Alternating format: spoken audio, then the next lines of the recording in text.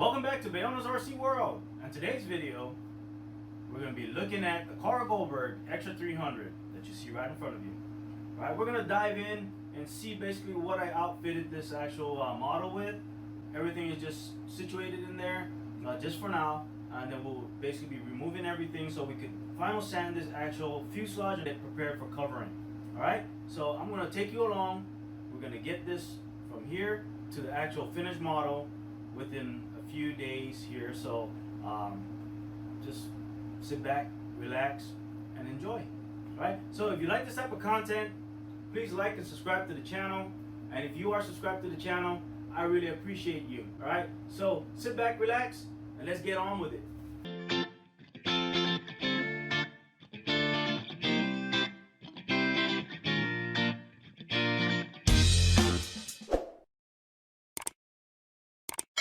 Alright guys, so this is basically the Extra 300. Alright, so I got the canopy just like so.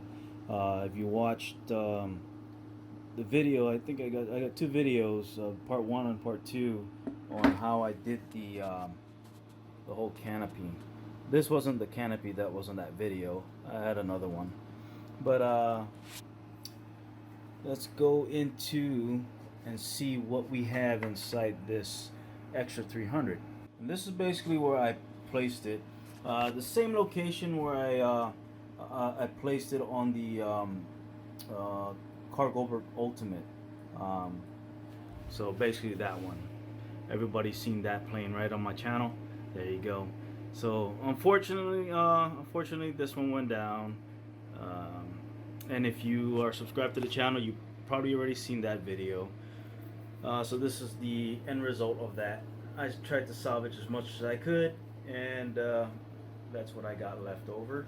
And I made a little shrine thing for it, for the date of the maiden and the day it went down. Alright, but anyhow, none of those the electronics that was actually in the Ultimate is in this one. This one is completely a different set. Alright, so different pump, different servos, and all that stuff.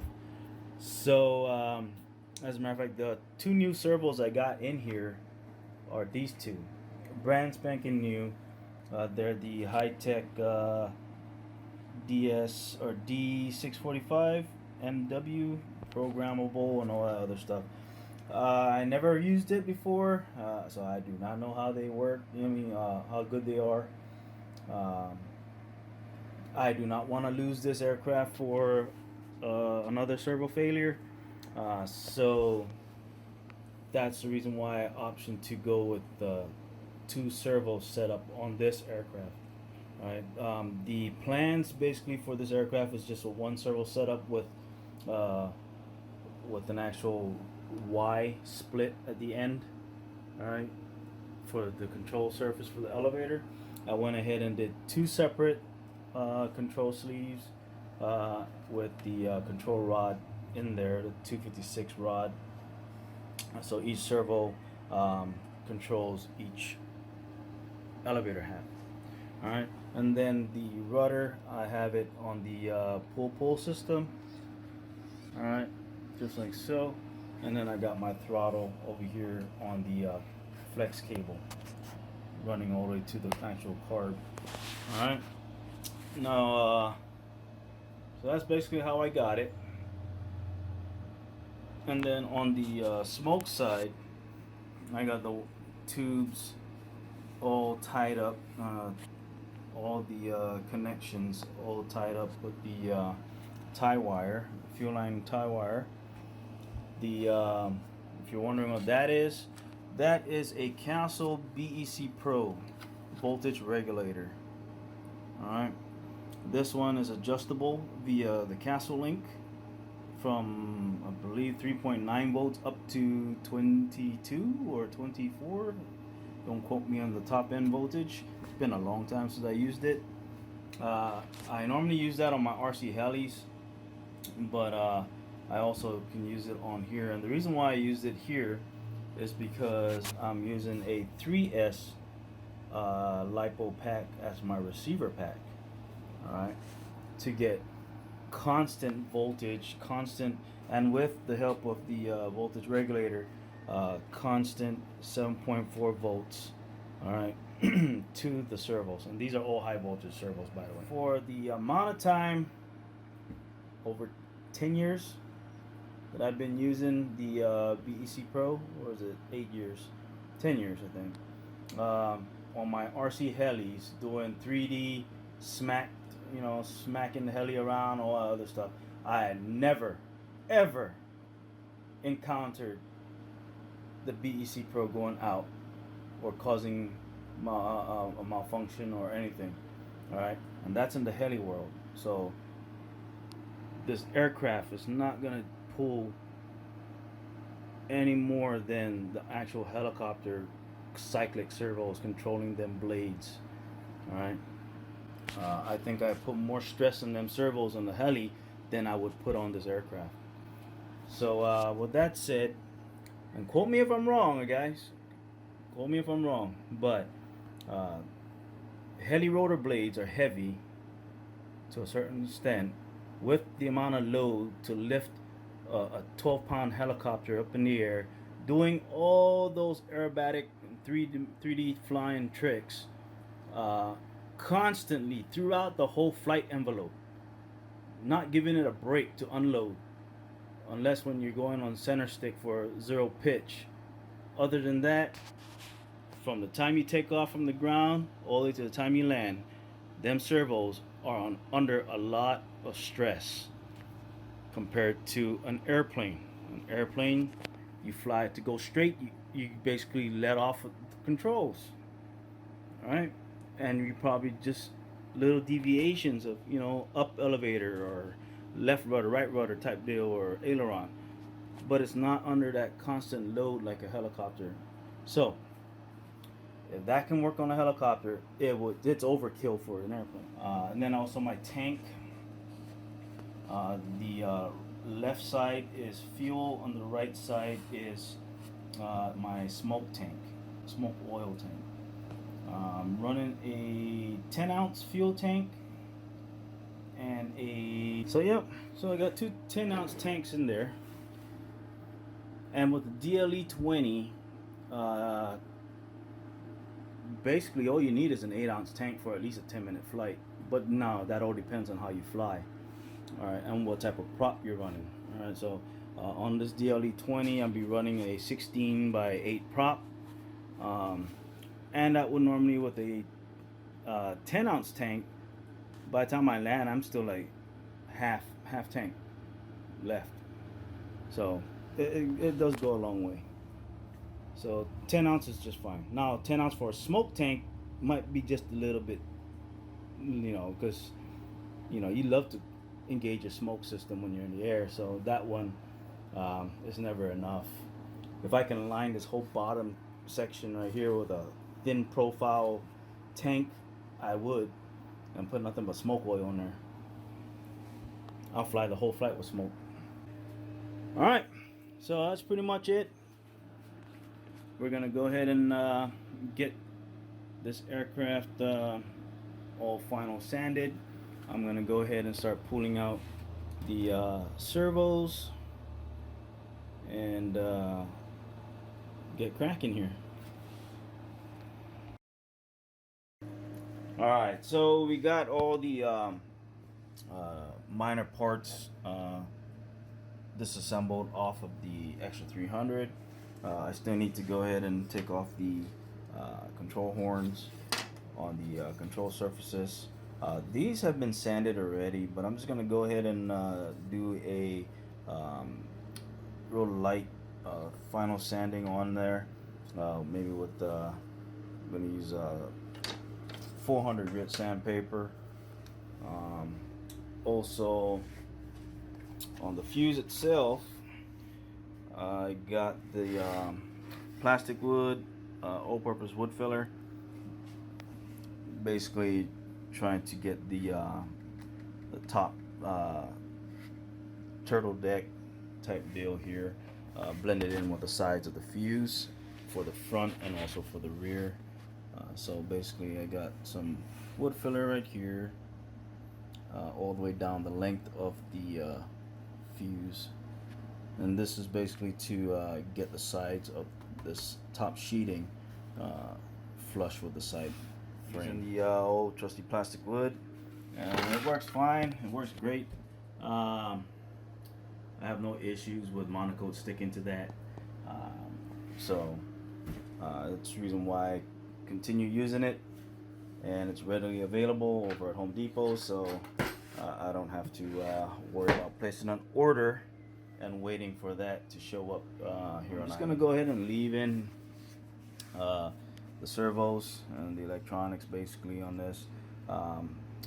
Once I'm done sanding, I'm just gonna blow everything out with the compressor and call it done. And then go ahead and secure everything once it's all covered. All this, the control horn, the rods and stuff like that will get this whole area will be filled with that trim piece. All right, and then I'll just epoxy that in there and secure this end in there as well. All right, guys, so we're gonna go ahead and start sanding the Goldberg Extra 300. Alright, so basically what I'm going to be doing is sanding the wood filler, try to get all this nice and feathered into the side of the frame. So I'm just using just regular 220 on here.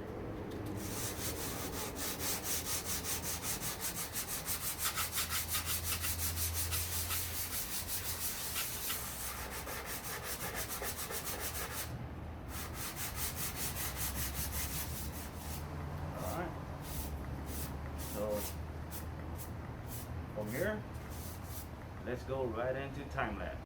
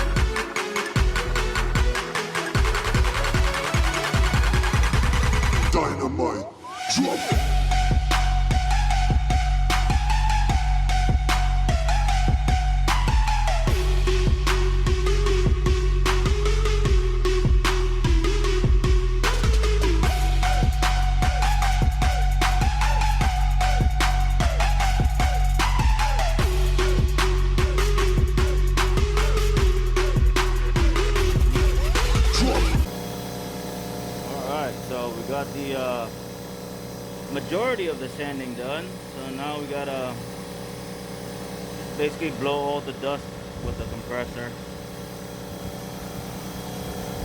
Just waiting for the compressor air to build up.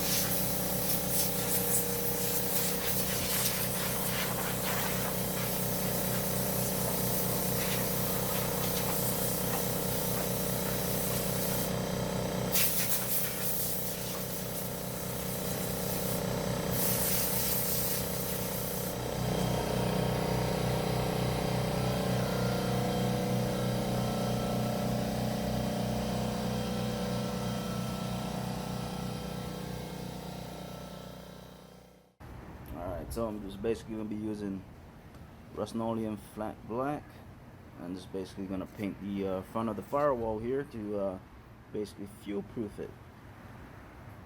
Just this alone is not gonna fuel proof it. All right, I'm gonna go ahead and brush on some polyurethane right over this once this one is completely cured, and that will give it a resistance for gas.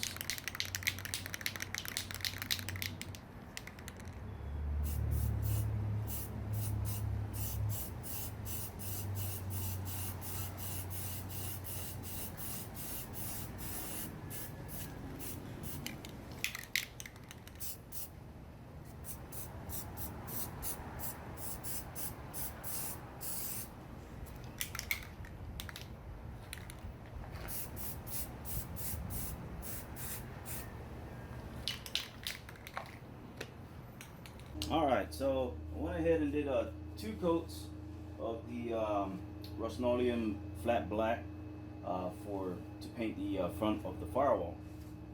Alright, just that alone is not going to fuel proof your firewall, right? So once this is completely cured, you can either do 30-minute epoxy, thin down with alcohol, or and then brush it on.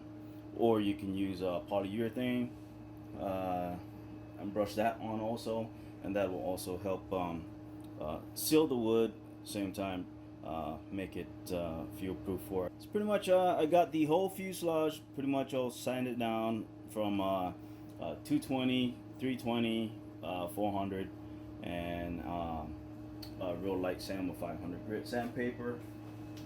So with that said, we're going to go ahead and remove this masking.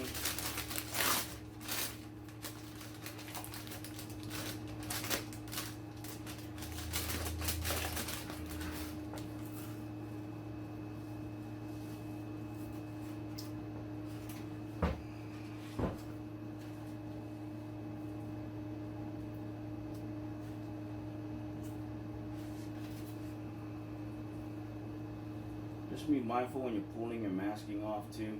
Don't just go and yank it off, because you end up pulling some of your ply or your balsa. Alright.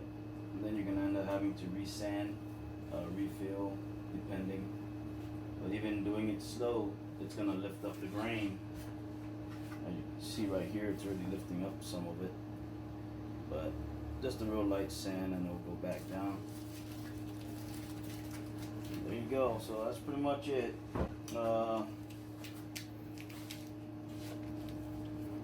And from there, like I said, I'll brush once it's completely dried. I'll brush on polyurethane over that, and that will basically fuel proof the exterior portion of it. And then if you really want to, you can go ahead and paint the inside where your fuel tank is at and everything, also to give that extra protection. You don't have to paint it black, but you can go ahead and brush on your polyurethane within the inside compartment of your fuel tank. And if you're running smoke and all this other stuff, you want to go ahead and do that also as well. So in case you do have any leaks, at least you know the inside of your fuselage will be protected to a certain degree. Alright, but other than that, I'm going to go ahead and wait for this to dry, and we will continue on with Goldberg Extra 300. This basic fuselage right now is ready for covering.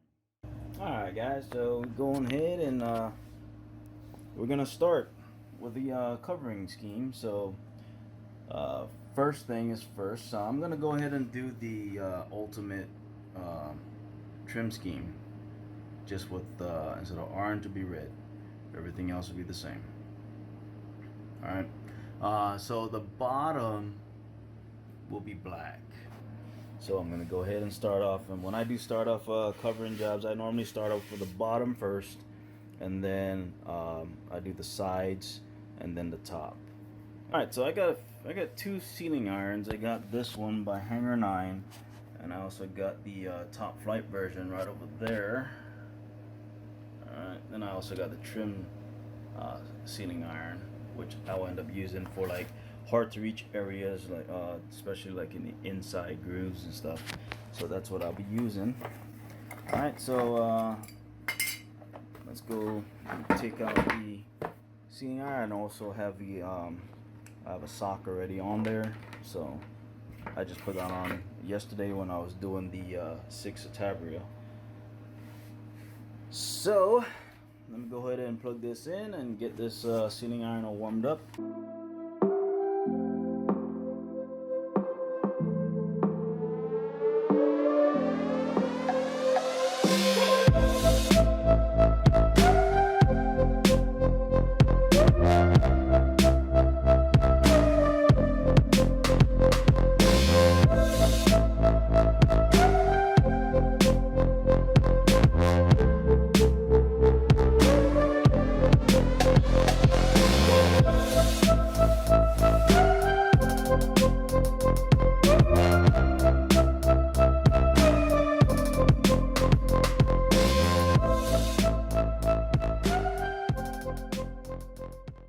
Alright guys, so I got down just basic construction paper, just like so, and I'm utilizing this to do this basic outline of the side of the fuse.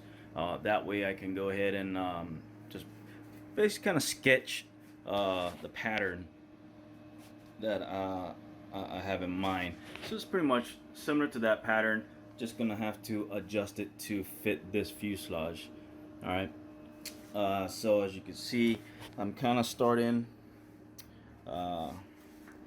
right here at the edge, and then it's gonna kind of go all the way, basically the length of the top turtle deck area, and then come straight back down, and then all the way up to the front, and then point it out. Alright, so all that above will be red, true red monocoat, and then everything else will be white, and then a little bit of black, kind of similar to that. Alright, so yeah, so that's basically what I'm doing. This is how I get my pattern. That way both sides I can duplicate the other side just with this one pattern here. Alright, cool. So let me get back to sketching this out, and then I'll start cutting. Alright guys, so basically I'm going to go ahead and start cutting. Alright, so I got my pattern here, and what I'm going to use this for is to cut the white portion of my monocoat, and also the template to cut for the red. And the reason why I'm doing it this way is that way I don't have to cover the whole aircraft white and then put the red over it. I can just give it about 1/8 of an inch overlap here, and that way that's all I have overlapping each other instead of the full length of the model. Go ahead and freehand this cut. That's pretty much how I do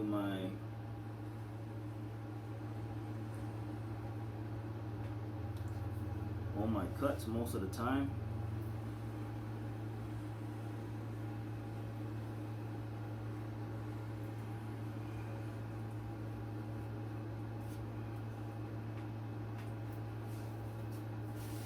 Just like so.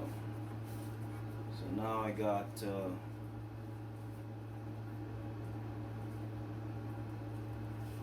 this will be for the red, and this will be the white portion on the bottom. Alright, so you take the fuse over here. Alright, so as you see here, this will be white, all this right here. Alright, so when I'm actually cutting, when I'm gonna cut this the white monocoat, I'm gonna leave this portion white. Alright, so I'm gonna actually follow the top end all the way here, all the way right here, and this whole section, all this will be white. And then when I cut the red, just this piece will overlap that'll be the only part that overlaps over the actual white fully. Everything else will just be a 1/8 overlap. All right, let's go see how this is done.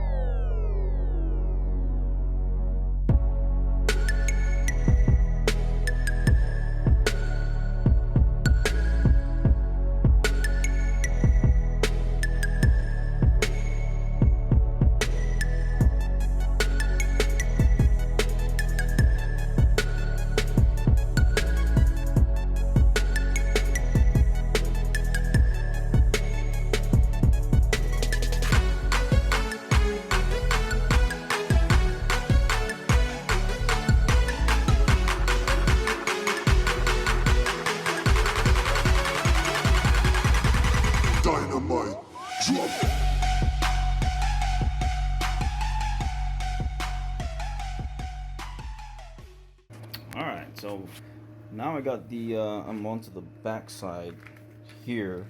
It's gonna be the red. So I'm just gonna basically trace this out, cut it out, and we'll be placing it onto the fuse. And so this is basically what I got right now.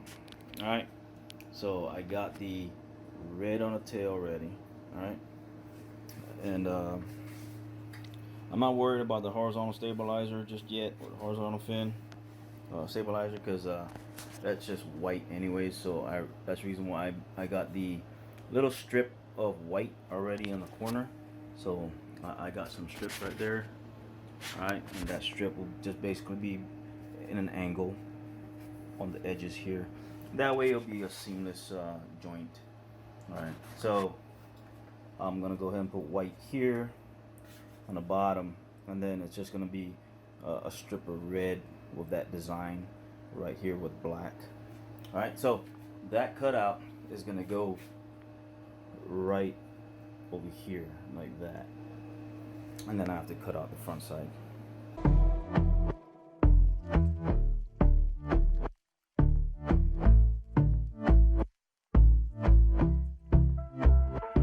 And I've been chilling, watching the ocean with you, baby, up with a slow motion crew. And we up in our clouds when people change, but not us.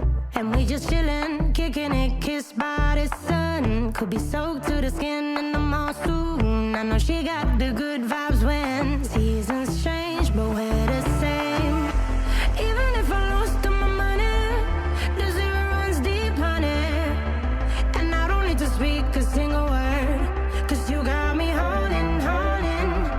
Even if my jokes aren't funny, my tongue tied up on it.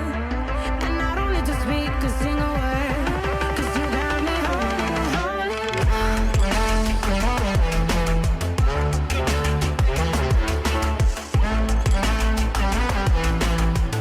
'Cause you got me holding, holding.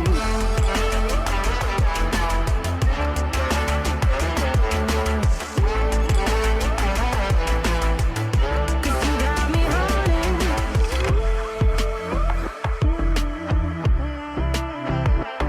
And I'll be running, possessed by a low, low voodoo. Fired up like a wolf on a full moon. And we're stuck in a la la land. The tides will turn without us. And I'll be killing time like I might be a cartoon. Take it in real life like haiku. I know we got the good vibes when peace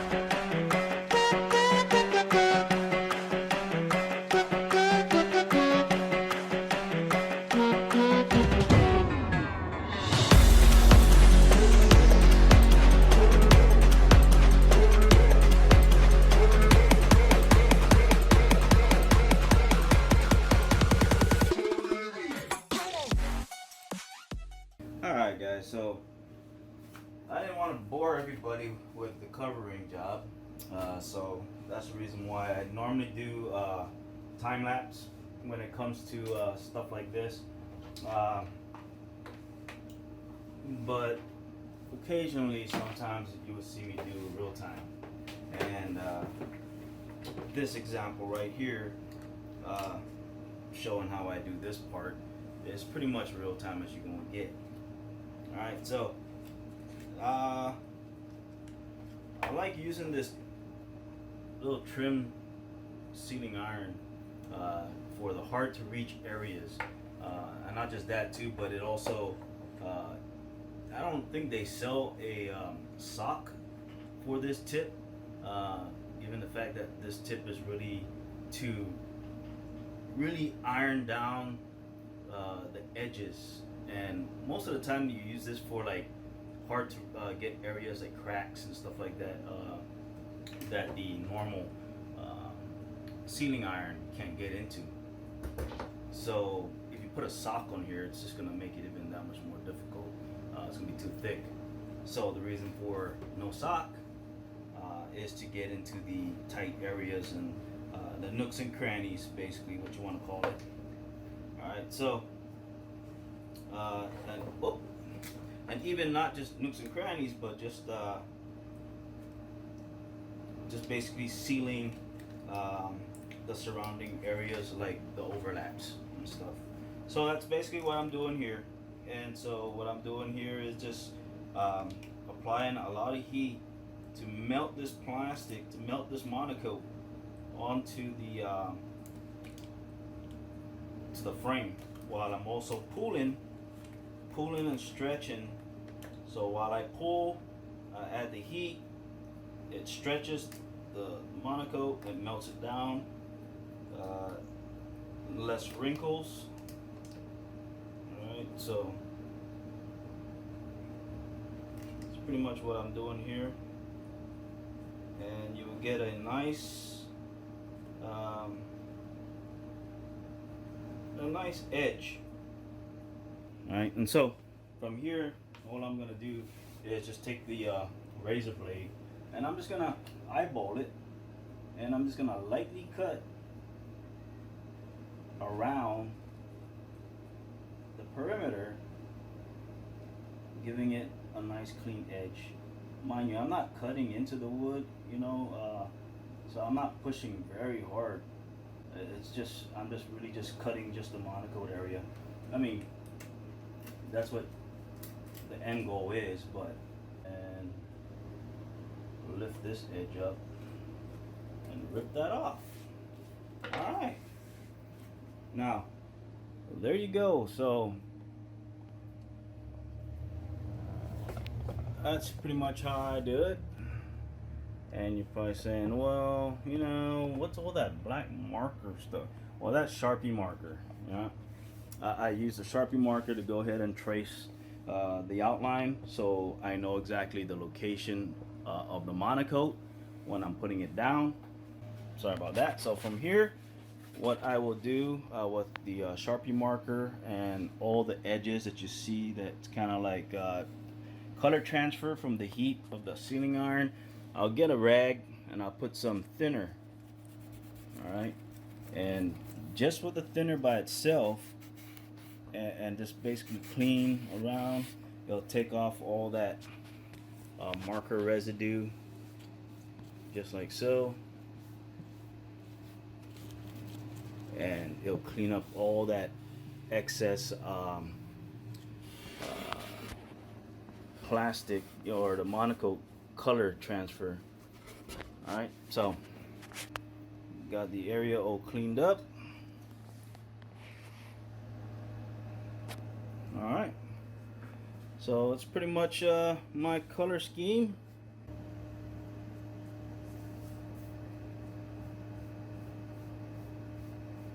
Alright, so just basically freehand sketching my pattern here. It's basically going something like that. And this is the rear right horizontal stabilizer and elevator. Alright, so it's going to go just like so. Go ahead and cut that out, and that's going to go directly right on there, just like so. Alright guys, how we doing? Alright, so this is how far I got so far on the Extra 300 here. Alright, so just changed it up just a tad bit compared to the Ultimate there. Alright, so the cowl, basically you can see the line. You could just already imagine what's going to happen here. Alright, so the red's going to continue on all the way up to about a point here, and it's going to end up being a sharp point, and then come right back down towards that red, and then the black is going to kind of shadow that, not all the way to the tip, but it's going to end somewhere around here. Right, so the majority of the cowl is going to be red. You see a little bit of white, like a little strip to a pointed tip, and then a little bit of black, and then the rest of the cowl again red.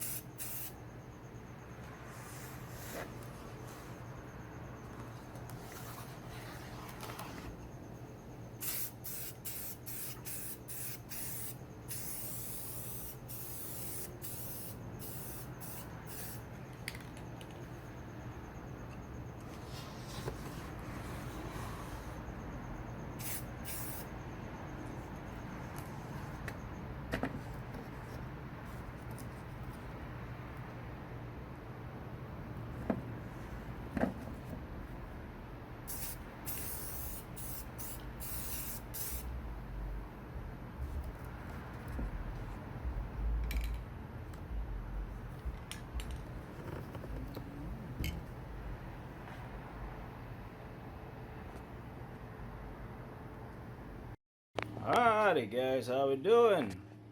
Alright, so far, just in what, a day and a half, this is what I got so far on the Goldberg Extra 300. So I still need to do the cowling. So this is what I got, like I said. So this is True Red monocoat with Rust-Oleum Apple Red. It's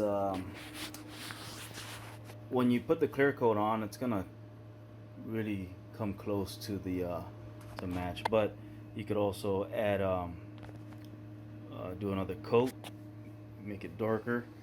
It's gonna come out to something like this. Alright, that is almost near the same color. Almost. Not exact, but almost. And I could deal with that.